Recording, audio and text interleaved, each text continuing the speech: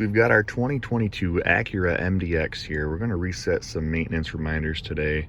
And just so you know, you can use this scroller through the cluster itself and go up and down through your main menu. And that will give you your oil life percentage.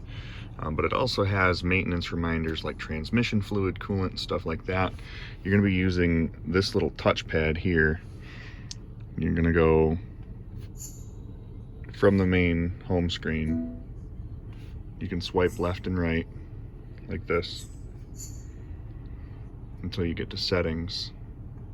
Click into settings, go down to vehicle,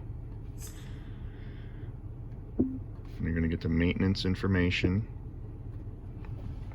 And here you can see that you have your oil and filter, tire rotation, air filters, etc. You know, we're just going to reset all that's due, so you can get that.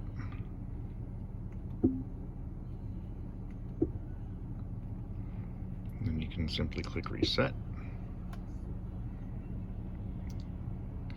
and you're good to go. If you'd like to do them one by one, obviously you can scroll, click on them, and reset them one by one, just like that.